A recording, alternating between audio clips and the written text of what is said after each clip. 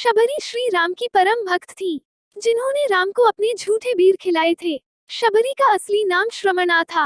वह भील समुदाय के शबर जाति से संबंध रखती थी। इसी कारण कालांतर में उनका नाम शबरी पड़ा। उनके पिता भीलों के मुखिया थे। श्रमणा का विवाह एक भील कुमार से तय हुआ था। विवाह से पहले कई सौ पशु बलि के लिए लाए गए, जिन्हें देख श्रमणा बड़ी आहत हुई। यह कैसी परंपरा, ना जाने कितने बेजुबान और निर्दोष जानवरों की हत्या की जाएगी। इस कारण शबरी विवाह से एक दिन पूर्व भाग गई और दंडकारण्य वन में पहुंच गई। दंडकारण्य में मातंग ऋषि तपस्या किया करते थे। श्रमणा उनकी सेवा तो करना चाहती थी, पर वह भील जाति की होने के कारण उसे अवसर न मिलाने का अंदेशा था।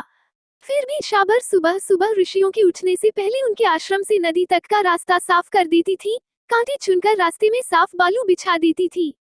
यह सब वे ऐसे करती थी कि किसी को इसका पता नहीं चलता था।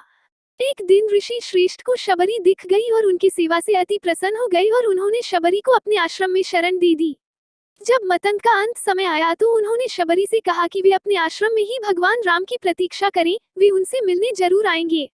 मतंग ऋषि की मौत के बाद शबरी का समय भगवान राम की प्रतीक्षा में बीतने लगा। वह अपना आश्रम एकदम साफ रखती थी। रोज राम के लिए मीठे बेर तोड़कर लाती थी।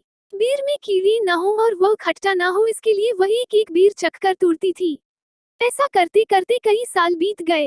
एक दिन शबरी को पता चला कि दो सुंदर युवक उन्हें ढूंढ रहे हैं। वे समझ गई कि उनके प्रभु राम आ गए हैं।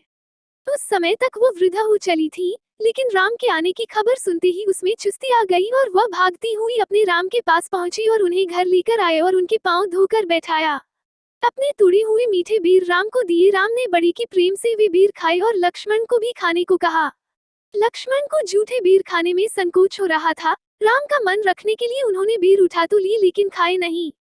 इसका परिणाम यह हुआ कि राम रावण युद्ध में जब शक्ति बाण का प्रयोग किया गया तो वे मूर्छित हो गए थे। तब इन्हीं बेर की बनी हुई संजीवनी बूटी उनके काम आई थी।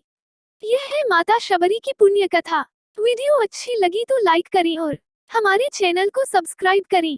जय श्री राम।